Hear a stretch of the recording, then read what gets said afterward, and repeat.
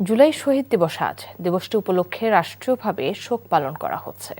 রাষ্ট্রীয় শোকের অংশ হিসেবে দেশের সব সরকারি, আধা সরকারি ও স্বায়ত্তশাসিত প্রতিষ্ঠান, শিক্ষা প্রতিষ্ঠান সহ সব প্রতিষ্ঠানে জাতীয় পতাকা অর্ধনমিত রাখা হয়েছে। এদিনে জুলাই গণ অভ্যুত্থানে শহীদদের আত্মার মাগফিরাত কামনা করে দেশের সকল মসজিদে বিশেষ দোয়া অনুষ্ঠিত হবে। পাশাপাশি অন্যান্য ধর্মীয় প্রতিষ্ঠানে শহীদদের আত্মার শান্তি কামনায় বিশেষ প্রার্থনার আয়োজন করা হয়। গত বছরের এ দিনে রংপুরে পুলিশের গুলিতে নিহত হন আবু সাইদ। তার স্মরণে ১৬ জুলাইকে জুলাই শহীদ দিবস হিসেবে পালনের উদ্যোগ নেয় সরকার। ২০২৪ সালের আজকের এই দিনে বৈষম্য বিরোধী আন্দোলনে প্রথম শহীদ হন রংপুরের বেগম রোকেয়া বিশ্ববিদ্যালয়ের মেধাবী শিক্ষার্থী আবু সাইদ।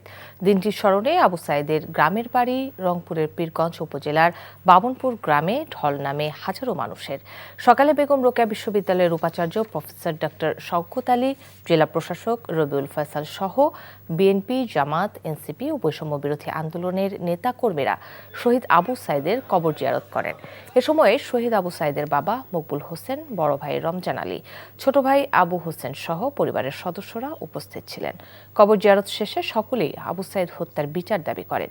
দিনটি উপলক্ষে কালো ব্যাজ ধারণের পাশাপাশি শোভাযাত্রা, শহীদ আবু সাইদ গেট ও চত্বরের উদ্বোধন ও আলোচনার সভার কর্মসূচি পালনের কথা রয়েছে।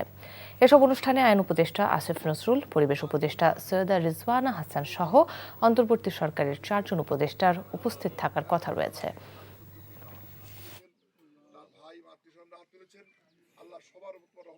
আশুলিয়ায় জুলাই আন্দোলনকালে 6 জনের লাশ পোড়ানোর মামলার শুনানি আজ আন্তর্জাতিক অপরাধ ট্রাইব্যুনালে। এ বিষয়ে জানতে যাচ্ছে স্পেশাল করেসপন্ডেন্ট হাসান জাবেদের কাছে। জাবেদ, শুনানি কখন শুরু হবে, এ বিষয়ে আর কি তথ্য আছে আপনার কাছে?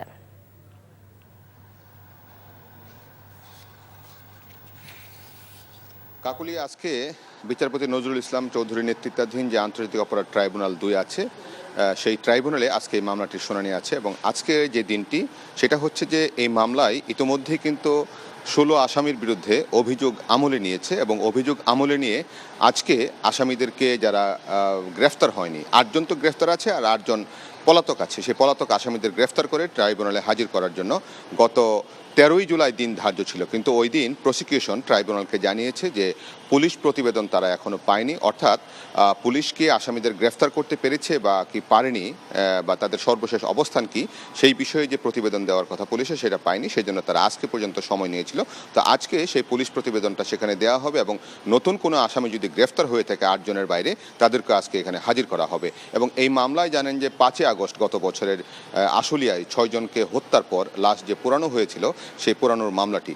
এবং এই মামলায় 16 জন আসামির মধ্যে 8 জন আসামি কারাগারে আছে। তাদের মধ্যে পুলিশ কর্মকর্তা আবদুল্লাহিল কাফি, শাহিদুল ইসলাম, ডিবির পরিদর্শক আরাফাত। এছাড়া পলাতক আছেন সাভারের সাবেক এমপি সাইফুল ইসলাম সহ 8 আসামি। এখন এই 8 আসামির মধ্যে কতজন গ্রেফতার হয়েছে বা কি, সেটা আজকে তদন্ত প্রতিবেদনের সাথে, পুলিশ প্রতিবেদনের সাথে এটা জানানো হবে। এবং পরবর্তী যদি তারা উপস্থিত না করতে পারে, আসামিদেরকে উপস্থিত হওয়ার জন্য, হাজির হওয়ার জন্য পত্রিকায় বিজ্ঞপ্তি দেওয়ার জন্য একটি অর্ডার দিবে ট্রাইব্যুনাল, যেটা নিয়ম। এবং সেই তারিখও যদি 1 সপ্তাহের মধ্যে যদি তারা হাজির না হন, সেক্ষেত্রে তাদের পক্ষে রাষ্ট্রনিযুক্ত আইনজীবী দেওয়া হবে এবং তিনি তাদের পক্ষে মামলা লড়বেন এবং মামলা কিন্তু পরিচালনা হবে আসামিদের অনুপস্থিতিতে, যারা উপস্থিত আছে তাদেরকে সহ। এই ছিল আজকে সর্বশেষ। কাকুলি। দর্শক, জানছিলাম আন্তর্জাতিক অপরাধ ট্রাইব্যুনালের খবর।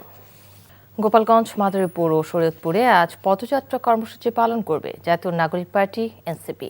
বেলা 11টায় গোপালগঞ্জ শহরের পৌর পার্কের উন্মুক্ত মঞ্চে সমাবেশের আয়োজন করা হয়েছে।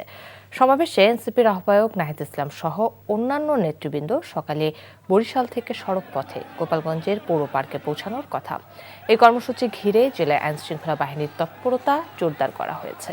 এর আগে মঙ্গলবার বরিশাল ও ভোলার পদযাত্রা করেছে দলটি। বরিশাল শহরের হাসপাতাল রোড থেকে এনসিপির পদযাত্রা শুরু হয়। পরে ফজলুল হক এভিনিউতে পথসভায় বক্তব্য রাখেন দলের কেন্দ্রীয় নেতারা। ফেনীর ফুলগাজীর আমজাদ হাটে নারী নির্যাতন মামলার আসামি কবির আহমদ চৌধুরী প্রকাশ জাল কবির নামে এক আসামি পুলিশের কাছ থেকে হ্যান্ডকাফ সহ পালিয়েছে। এ সময় তার স্বজনদের হামলায় ছাগলনাইয়া থানা পুলিশের 3 সদস্য আহত হন। মঙ্গলবার রাতে আমজাদ হাট এলাকায় এই ঘটনা ঘটে।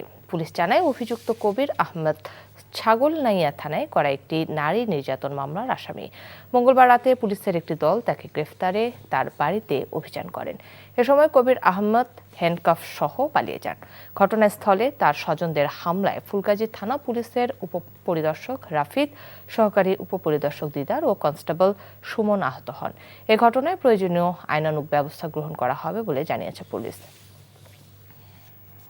3 ম্যাচ টি-20 সিরিজ খেলতে ঢাকায় পা রেখেছে পাকিস্তান দলের একাংশ। সকাল 9:45টার দিকে ঢাকায় পা রাখে সফররত দলটি। সিরিজের 3টি ম্যাচই অনুষ্ঠিত হবে মিরপুরে। বাবর আজম, শাহিন শাহ আফ্রিদিদের মতো খেলোয়াড়দের বিশ্রাম দিয়েই বাংলাদেশে এসেছেন সালমান আগারা। এর আগে পাকিস্তানের মাটিতে 3 ম্যাচ টি-20 সিরিজ খেলে 3টি ম্যাচে হারতে হয় লিটন দাসদের।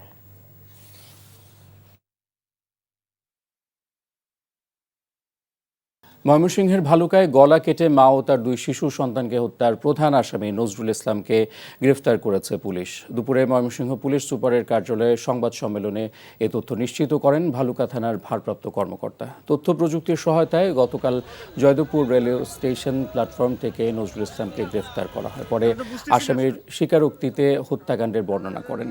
অন্যদিকে কুমিল্লার দেবিদ্বারে ঝর্ণা আক্তার নামে এক নারীর ক্ষতবিক্ষত লাশ উদ্ধার করেছে পুলিশ।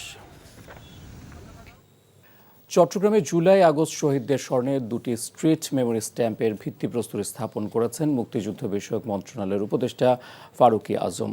দুপুরে নগরীর বহদ্দারহাটে 5 জন শহীদদের স্মরণে স্ট্রিট মেমোরি স্ট্যাম্পের ভিত্তিপ্রস্তর স্থাপন করেন মুক্তিযুদ্ধ বিষয়ক মন্ত্রণালয়ের উপদেষ্টা ফারুকী আজম। পরে মুরাদপুরে শহীদ ওয়াসিম সহ অপর 3 শহীদের নামে আরও একটি স্মৃতিস্তম্ভের ভিত্তিপ্রস্তর স্থাপন করা হয়।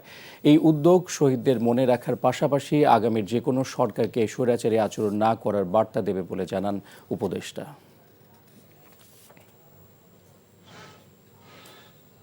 চট্টগ্রামে জাতীয়তাবাদী পাট শ্রমিক দলের সমাবেশ অনুষ্ঠিত হয়েছে। দুপুরে চট্টগ্রামের সাগরিকা বিশ্ব রোড এলাকায় এক সমাবেশে প্রধান অতিথি ছিলেন জাতীয়তাবাদী পাট শ্রমিক দলের সভাপতি সাইদ আল নোমান। বিএনপির ভারপ্রাপ্ত চেয়ারম্যান তারেক রহমান ও বিএনপির বিরুদ্ধে কোনো অবমাননাকর বক্তব্য দেয়া হলে কঠোর জবাব দেওয়া হবে বলে হুঁশিয়ারি দেওয়া হয়।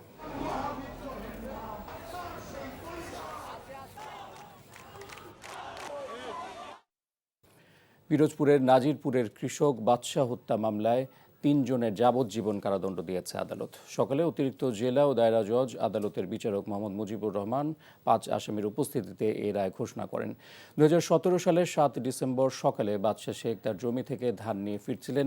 এ সময় পূর্ব বিরোধের জেরে অভিযুক্তরা তাকে রাস্তায় আটক করে মারধর করে। হাসপাতালে চিকিৎসাধীন অবস্থায় মারা যায় সে। গোপালগঞ্জে এনসিপির শান্তিপূর্ণ সমাবেশে হামলাকারীদের খুঁজে বের করে দ্রুত সময়ের মধ্যে আইনের আওতায় আনা হবে বলে জানিয়েছে অন্তর্বর্তী সরকার। আজ এক বিবৃতিতে এই হামলার ঘটনায় নিন্দা এবং প্রতিবাদ জানায় অন্তর্বর্তী সরকার। এছাড়াও গোপালগঞ্জে এনসিপির কর্মসূচিতে হামলার ঘটনায় তাৎক্ষণিক প্রতিক্রিয়া জানিয়েছে বিএনপি, জামাত সহ রাজনৈতিক দলের শীর্ষ নেতারা। দুপুরের পর এনসিপির পূর্ব ঘোষিত কর্মসূচিতে হামলা চালিয়েছে নিষিদ্ধ ঘোষিত সংগঠন ছাত্রলীগ এবং আওয়ামী লীগ। এরই প্রেক্ষিতে এই ঘটনার নিন্দা জানিয়েছেন অন্তর্বর্তীকালীন সরকারের প্রধান উপদেষ্টা ডক্টর মোহাম্মদ ইউনূস। প্রধান উপদেষ্টার পক্ষ থেকে আশ্বস্ত করা হয় দোষীদের শাস্তির বিষয়ে। এই ঘটনায় উদ্বেগ জানিয়ে বিবৃতি দিয়েছে বিএনপি। বিবৃতিতে দলটির মহাসচিব মির্জা ফখরুল ইসলাম আলমগীর বলেন, ছাত্র জনতার আন্দোলনে আওয়ামী স্বৈরাচারী শাসক গোষ্ঠী পতনের পর দেশকে আবারও অস্থিতিশীল এবং নৈরাজ্য সৃষ্টি করার চেষ্টা করছে। এক ফেসবুক পোস্টে বাংলাদেশ জামায়াতে ইসলামীর আমির সকল প্রকার উচ্ছৃঙ্খলতা বর্জন করার আহ্বান জানিয়ে জানতে চেয়েছেন গোপালগঞ্জে কি হচ্ছে। নিন্দা ও প্রতিবাদ জানিয়েছেন জামায়াতের সেক্রেটারি জেনারেল মিয়া গোলাম পারওয়ার। গভীর উদ্বেগ এবং নিন্দা জানিয়েছে বাংলাদেশ ইসলামী ছাত্র শিবির। এ ঘটনার শাস্তি দাবি করেছে ইসলামী আন্দোলন বাংলাদেশ। নিন্দা এবং প্রতিবাদ জানিয়েছে বাংলাদেশ লেবার পার্টি। আর আন্দোলন চালিয়ে যাবার কথা জানিয়েছে এনসিপি। রাজনীতিতে সহিষ্ণুতা এবং শালীনতা না থাকলে সংস্কার করে কোনো কাজ হবে না বলে মন্তব্য করেছেন রাজনৈতিক নেতারা। তারা বলেছেন, আওয়ামী মার্কা রাজনীতি আর চলতে দেবে না এদেশের মানুষ। বাংলা এডিশন নিউজ পোর্টালের উদ্বোধনী অনুষ্ঠানে তারা এসব কথা বলেন। হাসান মাহমুদের রিপোর্ট। সংবাদভিত্তিক নিউজ পোর্টাল বাংলা এডিশনের উদ্বোধন করে জুলাই শহীদদের পরিবারের সদস্যরা।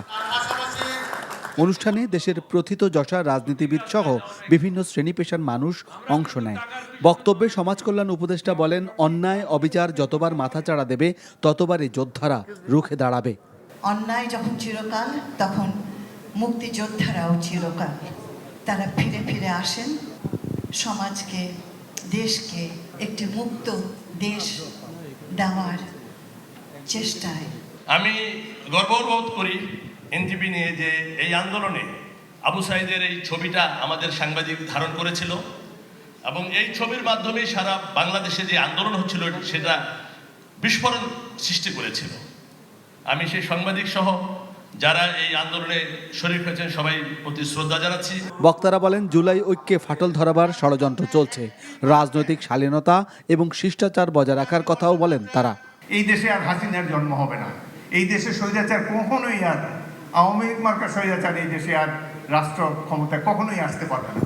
আমাদের যদি এই শক্তিশালী জাতীয় ঐক্য না থাকে তাহলে কোনো কিছুই কাজে লাগবে না। আমাদের এই সংস্কার, আমাদের এই প্রত্যাশা সবকিছু হারিয়ে যাবে।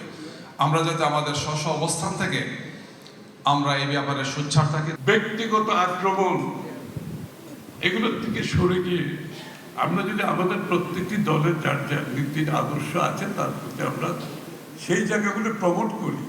গণমাধ্যম সবসময় নিরপেক্ষতা বজায় রেখে ন্যায় প্রতিষ্ঠায় কাজ করবে, এমন প্রত্যাশা সবার।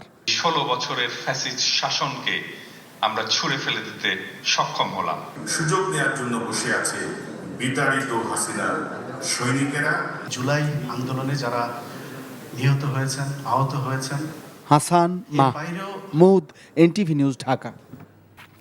গোপালগঞ্জে এনসিপির সমাবেশে হামলার ঘটনায় জড়িতদের দ্রুত গ্রেফতার না করা হলে সারা বাংলাদেশ অচল করে দেওয়ার হুমকি দিয়েছে বৈষম্য বিরোধী ছাত্র আন্দোলন। সন্ধ্যায় রাজধানীতে এক সংবাদ সম্মেলন থেকে এমন হুঁশিয়ারি দেন সংগঠনের নেতারা। গোপালগঞ্জের এই হামলার পেছনে যারা জড়িত তাদের সন্ত্রাসী আখ্যা দিয়ে তাদেরকে গ্রেফতারে 24 ঘন্টার সময় বেঁধে দেওয়া সহ 3 দফা দাবি ঘোষণা করে তারা। গোটা পুলিশ ব্যবস্থা ঠেলে সাজানো এবং অবিলম্বে জুলাই ঘোষণারও দাবি করা হয় তাদের পক্ষ থেকে। গোপালগঞ্জের এই হামলা দিল্লিতে বসে নিয়ন্ত্রণ করা হচ্ছে বলেও অভিযোগ করে বৈষম্য বিরোধী ছাত্র আন্দোলন। 24 ঘন্টার মধ্যে গোপালগঞ্জের সাঁড়াশি অভিযান পরিচালনা না করা হলে তাহলে পুনরায় সারা দেশে ব্লকেট কর্মসূচি ঘোষণার কথাও বলেন বৈষম্য বিরোধী ছাত্র আন্দোলনের নেতারা।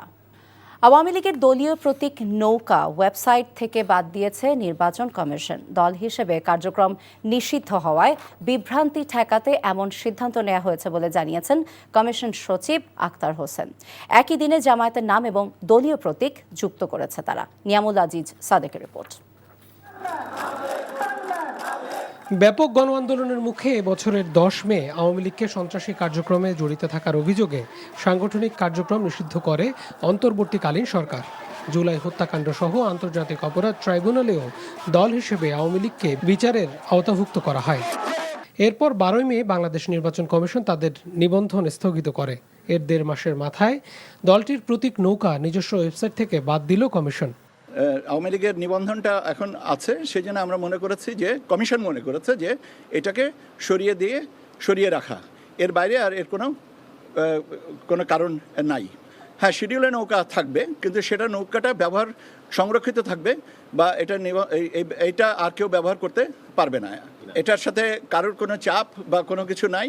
আপিল বিভাগের রায়ে 2008 সালে স্থগিত হওয়া জামায়াতে ইসলামের নিবন্ধন ও প্রতীক ফেরত দেওয়া হয় এবছরের জুনের প্রথম সপ্তাহে। এ বিষয়ে প্রজ্ঞাপন জারির পর 16 জুলাই জামায়াতে ইসলামের নাম ও দলীয় প্রতীক দাড়িপাল্লা ওয়েবসাইটে যুক্ত করা হয়।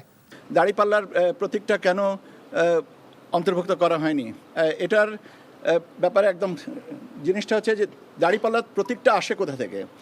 প্রথমে নিবন্ধন এবং তারপরে প্রতীক। গেজেটটাকে আপলোড করা হয়েছে, কিন্তু গেজেটের ধারাবাহিকতায় ওই জায়গাটাতে এই সাপ্লিমেন্টারি ইনফরমেশনটুকু দেওয়া উচিত ছিল, সেটা দেওয়া হয়, সেটাও আমরা ঠিক করে দিয়েছি। তবে ওয়েবসাইট থেকে সরালেও প্রতীক হিসেবে নির্বাচন কমিশনের তালিকায় নৌকা থাকবে বলে জানিয়েছেন নির্বাচন কমিশন সচিব। Niamul Aziz Sadek, NTV news, Dhaka. এদিকে নানা আয়োজনে সারা দেশে পালিত হচ্ছে জুলাই শহীদ দিবস। জুলাই গণ অভ্যুত্থানের স্মরণে জাহাঙ্গীরনগর বিশ্ববিদ্যালয় জুলাই 24 স্মৃতি সড়ক উদ্বোধন করেছে প্রশাসন। এর আগে বিশ্ববিদ্যালয়ের সমাজ বিজ্ঞান অনুষদ ভবনের সামনে থেকে শিক্ষক শিক্ষার্থী এবং কর্মকর্তা কর্মচারীর অংশগ্রহণে সম্প্রীতি র্যালি বের করে বিশ্ববিদ্যালয় প্রশাসন। শহীদ দিবস উপলক্ষে খুলনায় নিরাপদ সড়ক নিয়ে ক্যাম্পেইন করেছে খুলনা বিআরটি। এছাড়া জুলাইয়ের শহীদ দিবস উপলক্ষে জেলা প্রশাসক খুলনার সম্মেলনে কক্ষে আলোচনার সভা অনুষ্ঠিত হয়। নাটোরে জুলাই শহীদ স্মৃতি স্তম্ভের নির্মাণ কাজের উদ্বোধন করা হয়েছে। সকালে বৈষম্য বিরোধী ছাত্র আন্দোলনের নেতৃবৃন্দকে সাথে নিয়ে নির্মাণ কাজের উদ্বোধন করেন জেলা প্রশাসক আসমা শাহিন। 3 ম্যাচের টি-20 সিরিজ খেলতে এখন ঢাকায় পাকিস্তান দল। শ্রীলঙ্কা সফর শেষ হতে না হতেই নিজের মাঠে লিটনদের আবারও নেমে যেতে হবে প্রতিপক্ষকে সামলাতে। এই সিরিজকে ঘিরে বাংলাদেশ দলের প্রস্তুতি পর্যাপ্ত আছে বলেই বিশ্বাস করেন ক্রিকেট পরিচালনা বিভাগ প্রধান। আগস্টে পূর্ব নির্ধারিত ভারত সিরিজ না হওয়ায় দেশ অথবা দেশের বাইরে গিয়ে কিছু ম্যাচ খেলতে চাওয়ারও কথাও বলেছেন তিনি। রিপোর্টারও জানাচ্ছেন বর্ষণ কবির।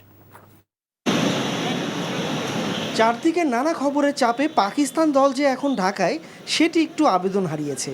বুধবার সকাল ও সন্ধ্যা মিলিয়ে দুভাগে ভাগ হয়ে বাংলাদেশের বিপক্ষে টি-20 সিরিজ খেলতে এসেছে দলটি, যাদের বিপক্ষে তাদের সাম্প্রতিক অতীতে একচেটিয়া প্রাধান্য ছিল পাকিস্তানের মাটিতে। শ্রীলঙ্কার বিপক্ষে মিশ্র এক সিরিজ খেলে আসা লিটনদের প্রস্তুতি কেমন হতে পারে সেটা নিয়ে থাকে কৌতূহল। স্বাভাবিকভাবে যেহেতু ওরা খেলার মধ্যে আছে সেই মাত্রার প্রিপারেশনের বোধহয় প্রয়োজন নেই, বাট একটু হয়তো অ্যাডজাস্ট করে নেওয়ার একটা ব্যাপার থাকবেই। নতুন টিম, কন্ডিশনটা আবার আমাদের নিজেদের কন্ডিশন, সেটা গত 1 মাসে সেটা থেকে দূরে আছি আমরা, সো ওইটার সাথে একটু মিলিয়ে না আমার প্রিপারেশন ঠিক কতটুকুই থাকবে পাকিস্তান সিরিজের জন্য। ভারত অগাস্টে না আসায় তাদের বিপক্ষে সিরিজটা পিছিয়ে গেছে 13 মাস। ফাঁকা সময়টায় কি করবে বাংলাদেশের ক্রিকেটাররা তার সুনির্দিষ্ট পরিকল্পনা এখনও গুছানোর চেষ্টা করছে বিসিবি। ওই সময়টা আমরা ইন্টারনালি কিছু ম্যাচের আয়োজন করতে পারি কিনা, কারণ এর আগেও আমরা করেছি যেটা জাতীয় দল এই টিমের সাথে খেলেছিল সেরকম একটা কিছু, এটা ছিল আমাদের আগের একটা পরিকল্পনা। বাট এখন আমরা ভেবে দেখছি যে এর পাশাপাশি কোনো দলের সাথে আমরা খেলতে পারি কিনা, বা বাইরে কোনোখানে গিয়েও খুব অল্প সময়ের জন্য কিছু খেলা যায় কিনা। তবে রংপুর রাইডার্সের হয়ে নুরুল হাসান সোহানের নেতৃত্ব একটি চলমান ফ্র্যাঞ্চাইজি টুর্নামেন্টে তার দৃষ্টি আকর্ষণ করেছে। বর্ষণ কবির, এনটিভি নিউজ, ঢাকা।